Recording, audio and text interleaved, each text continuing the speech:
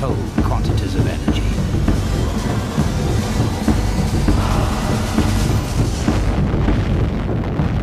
Halo para detektif sejarah, welcome back bersama gua Mr. Detektif yang selalu memberikan informasi dan cerita sejarah.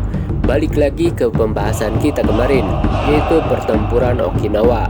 Nah, kali ini kita akan membahas akhir dari Kekaisaran Jepang di Perang Dunia Kedua. Mau tahu sejarahnya? Intro dulu.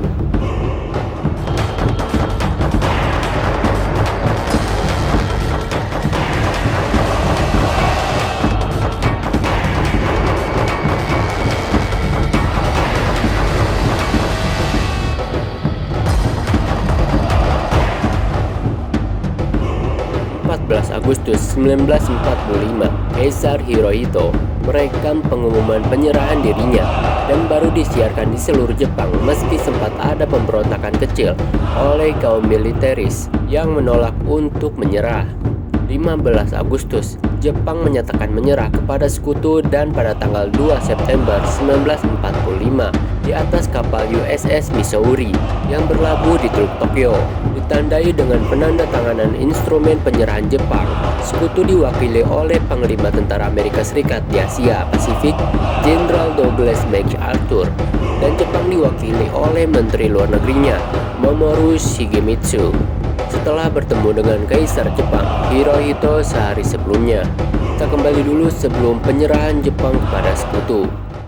Pada tahun 1945, Perang Pasifik antara Kekaisaran Jepang dan sekutu memasuki tahun keempat. Jepang melawan dengan sengit agar kemenangan Amerika dihantui oleh jumlah korban yang sangat besar. Dari 1,25 juta tentara Amerika Serikat yang gugur pada Perang Dunia Kedua, termasuk personil militer yang gugur dalam tugas dan cedera.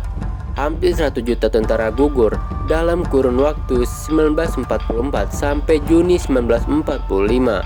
Saat sekutu terus merengsek ke Jepang, kondisi bangsa Jepang semakin memburuk. Kelangkaan bahan mentah memaksa ekonomi perang Jepang jatuh pada akhir 1944. Ekonomi masyarakat yang melemah sepanjang perang mencapai tingkat terparahnya pada pertengahan 1945. Bulan Februari 1945, Pangeran Fumimaro Konoe memberitahu Kaisar Hirohito bahwa kekalahan sudah tidak bisa dihindari lagi dan menyarankan Kaisar untuk turun takhta. Sebelum Jerman menyerah tanggal 8 Mei 1945, sejumlah rencana disiapkan untuk operasi terbesar dalam Perang Pasifik, yaitu Operasi Downfall. Operasi ini terbagi dalam dua bagian, yaitu Operasi Olimpik dan Operasi Coronet. Keseluruhan operasi rencana ini dimulai pada Oktober 1945. Olimpik merupakan serangkaian pendaratan Angkatan Darat ke-6 Amerika Serikat untuk mencaplok sepertiga pulau Jepang di bagian selatan. Sedangkan Operasi Olimpik dilanjutkan pada Maret 1946 oleh Operasi Coronet, pencaplokan daratan Kanto dekat Tokyo di Pulau Honshu oleh Angkatan Darat Pertama. Waktu tersebut dipilih agar semua sasaran Olimpik dapat tercapai. Tentara bisa dikirimkan dari Eropa agar saat musim dingin perang cepat usai. Akan tetapi operasi itu diketahui dan dapat dibaca oleh pihak Jepang. Jepang merencanakan pertahanan Kyushu secara habis-habisan tanpa menyisakan cadangan untuk operasi pertahanan selanjutnya. 4 divisi veteran ditarik dari tentara Kwantung di Manchuria pada Maret 1945 untuk memperkuat pasukan di Jepang, dan 45 divisi baru diaktifkan antara bulan Februari dan Mei 1945. Terkumpullah 2,3 juta tentara Angkatan Darat Jepang dan 28 juta misilis sivil pria dan wanita. Penelitian tanggal 15 Juni 1945 yang dilakukan oleh Joint War Plans Committee, yaitu membagikan komite atau organisasi yang meneliti geografis, jumlah pertahanan musuh, dan jumlah korban dari pihak Amerika itu sendiri. Amerika Serikat dikejutkan oleh penumpukan pasukan Jepang yang terlacak oleh intelijen ultra. Menteri Perang Harry L. Stimson sangat khawatir dengan perkiraan jumlah korban tentara Amerika Serikat yang akan berjumlah besar. Jenderal George Marshall mulai mempertimbangkan penggunaan senjata yang sudah siap dipakai dan pasti mampu mengurangi jumlah tentara Amerika yang gugur. Sebelum terjadinya pengeboman dahsyat, Amerika sudah melakukan banyak operasi pengeboman kepada Jepang, diantaranya Operasi Matterhorn dan Operasi Meetinghouse. Dari operasi itu menewaskan 100.000 lebih manusia dan 70 lebih kota hancur terbakar. Penemuan fisi nuklir oleh kimiawan Jerman Otto Hahn dan Fritz Strassmann tahun 1938. Pada akhir 1941, proyek Manhattan di bawah arahan Mayor Jenderal Leslie dari Korps Teknisi Angkatan Darat Amerika merancang dan membangun bom atom pertama di dunia. Groves menunjuk J. Robert Oppenheimer sebagai pelaksana dan kepala Los Alamos Laboratory di New Mexico. Tempat bom atom tersebut dirancang. Dua jenis bom berhasil dikembangkan, yaitu Little Boy adalah senjata fisi jenis bedil yang mengandung uranium, isotop uranium langka yang dibuat di Clinton Engineer Works di Oak Ridge, Tennessee. Fat Man adalah senjata nuklir jenis implosi yang lebih kuat dan efisien, namun lebih rumit, yang mengandung plutonium, unsur sintetis, dibuat di sejumlah reaktor nuklir di Hanford, Washington. Selama beberapa bulan, Amerika telah menjatuhkan lebih dari 63 juta selembaran di seluruh Jepang yang berisi peringatan serangan udara kepada warga sipil. Banyak kota di Jepang yang mengalami kerusakan parah akibat pengeboman udara. Sekitar 97% wilayah perkotaan luluh lantah. Limei mengira bahwa selembaran akan meningkatkan dampak pengeboman secara psikologis dan mengurangi stigma internasional mengenai pengeboman kota. Meski sudah diberi peringatan, penolakan warga Jepang tetap tidak efektif. Penyebaran selembaran dilaksanakan pada tanggal 1 Agustus dan 4 Agustus. Selembaran mungkin saja disebarkan di Hiroshima pada akhir Juli atau awal Agustus. Karena korban selamat menyebutkan adanya penyebaran selembaran beberapa hari sebelum bom atom dijatuhkan. Salah satu selembaran mencantumkan 12 kota yang ditargetkan untuk pengeboman itu.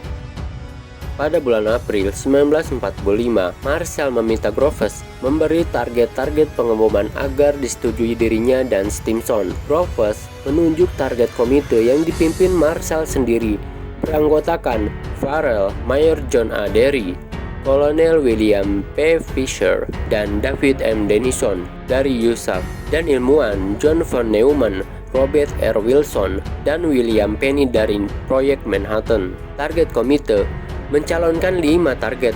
Kokura, tempat berdirinya salah satu pabrik amunisi terbesar di Jepang. Hiroshima, tempat pemberangkatan dan pusat industri yang dijadikan oleh markas militer besar. Yokohama, daerah perkotaan yang menjadi tempat produksi pesawat, peralatan mesin, kapal perangkat listrik, dan penyulingan minyak. Dan Kyoto, pusat industri besar. Hari paling kelam bagi warga Jepang pun dimulai. Hiroshima adalah target utama misi pengeboman nuklir pertama pada tanggal 6 Agustus 1945. Setelah diberi izin, pesawat B-29 dengan julukan Enola Gay dari 393 Bombardment Squadron yang dipiloti Tibet selepas landas dari Northfield, Tinian menuju Jepang dengan masa tempuh 6 jam. Enola Gay diambil dari nama ibu Tibet. Dikawal oleh 2 pesawat B-29 di bawah pimpinan Mayor Charles Sweeney. Pada pukul 8.15 waktu Hiroshima, Little Boy yang mengangkut kurang lebih 64 kg uranium memerlukan 44,4 detik untuk jatuh dari ketinggian jelajah 31.000 kaki menuju ketinggian ledakan 1.900 kaki atau 580 meter di atas kota. Ledakannya setara dengan 16 kiloton TNT. Radius kehancurannya total mencapai 1 mil atau 1,6 km. Sedangkan radius kebakarannya mencapai 4,4 mil persegi. Orang-orang di darat melaporkan melihat pika atau kilau cahaya yang sangat terang yang diikuti oleh don, bunyi dentuman keras. Sekitar 70.000 hingga 80.000 orang, 20.000 diantaranya tentara atau 30% penduduk Hiroshima tewas akibat ledakan dan kebakaran pasca ledakan, dan 70.000 orang sisanya cedera. Setelah pengeboman Hiroshima, pemerintah Jepang tidak bereaksi sama sekali karena tidak ada indikasi penyerahan diri dari Jepang. mereka memutuskan untuk menjatuhkan satu bom lagi. 9 Agustus 1945, kota Nagasaki merupakan target kedua dari pengeboman itu.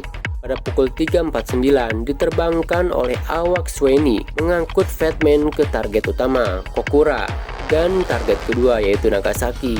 Akibat penundaan di titik kumpul mengakibatkan terbentuknya awan di Kokura, disertai asap bekas serangan pengeboman oleh 224 B-29 di Yahata sehari sebelumnya. Akhirnya mereka melakukan rencana B, yaitu mengebom kota Nagasaki. Pukul 11.01, perwira pengebom boxcar Kapten Kermit Behan melihat target bom sesuai rencana. Bom Fat Man yang mengandung inti plutonium berbobot 6,4 kg atau 14 pon dijatuhkan di lembah industri Nagasaki. Bom meledak setelah 47 detik di atas lapangan tenis, separuh jalan antara pabrik baja dan senjata Mitsubishi.